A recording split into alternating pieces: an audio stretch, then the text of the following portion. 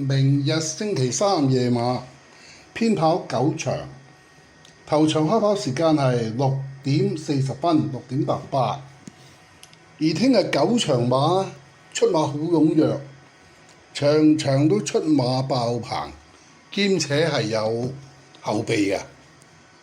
咁啊 Richard 今一次咧就係想同大家玩翻條頭2場嘅鐵角位置 Q 過關兩穿三，頭場係5班2200米。Richard 預期佢係7倍嘅馬匹啦，都係7倍啊，匹匹都就係有5匹嘅。一共係有上市魅力啦、香港精神啦、同寶寶同埋黃金風速同埋皮具大師。而家呢個時間係5:06，上市魅力預期佢7倍嘅，而家係7.7，位置係2.4，正常。6號香港精神預期佢7倍。而家佢就係大熱門4.4，位置都係大熱1.9。咁啊9號同寶寶係5倍，位置係2.2。10號黃金風速就係5.6獨贏2.3位置。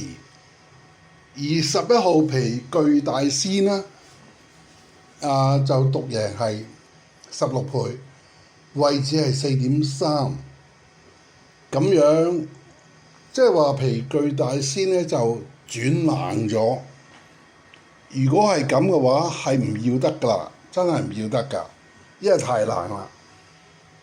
咁呢一場有咩馬係有賠率異動咧？係有㗎，就係12號喜悅一生。不過呢匹馬咧印象中經常有賠率移動嘅，經常。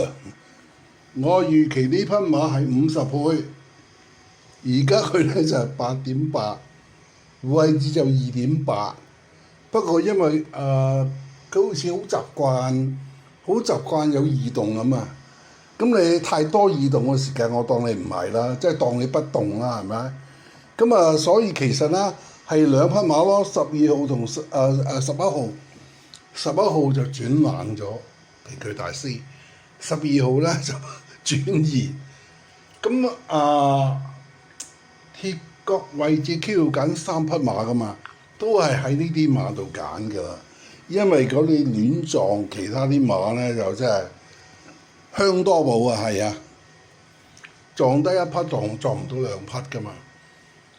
咁所以咧就6號香港精神我係唔要㗎啦。因為係大熱門咯，大熱門嘅話一定劈㗎啦。咁皮具大師又唔要，咁喜悅一生亦都唔要啦，佢有移動啫。咁樣變咗，我就係要翻，剩翻嗰3匹，就係2號上市魅力7.6，而家好似變咗喎，冇變。即係個心神恍惚咗啊！俾佢恍惚7.6應該係啱數啊！上市魅力。同寶寶啊熱咗啦5倍，黃金風速亦都係熱咗5.6咁樣。咁好啦，第一場5班2200米，我就係揀咗2號、9號同10號。好啦，第二場都係長途喎，但係就冇第一場咁長，就係1800米。咁咧呢一場咧，我預期佢6倍嘅馬啦，6倍嘅馬啦，係有4匹啫喎，就係1號中華英雄、2號卓越善風、3號掌聲同埋6號妙算其勝。咁而家咧中華英雄咧就係9.6喎，即係冷咗啦。卓越善風亦都冷咗，係8.8。潘一哥嘅馬喎6檔喎。仲有掌聲，掌聲係差唔多啦，都係冷咗少少，都係冷咗少少啊，7.8。仲有中華英雄咧個位置係2.4，潘一哥嗰匹卓越旋風咧就3.7個位置個掌聲咧就2.5差唔多啦。咁咧嗰啲飛咧就熱晒喺匹妙算其勝度，就3.9，咁啊位置係2.0。咁我點揀碼咧？就睇下有冇賠率異動啦，係有㗎。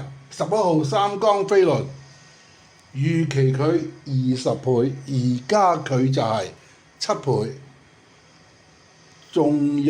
都有好多碼有異動啊，例如風起雲湧啦，例如駕勢奇葩啦，咁樣啊！歡樂老哥都有異動，即係好多異動。歡樂老哥都熱咗啊！即係8.5咋。咁揀碼咧就咁啦。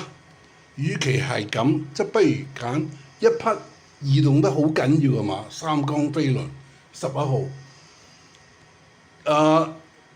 仲有一匹咧，就係9號風起雲湧。20倍，而家佢14倍，你而家佢14倍，咁唔係好緊要個異動，不過都係有異動，揀咗佢啦。歡樂老哥唔要得㗎啦，要翻匹熱門啦，要翻匹大熱門6號妙算其勝。好啦，就咁決定啦，咁我就要落飛啦。多謝晒，祝大家好運！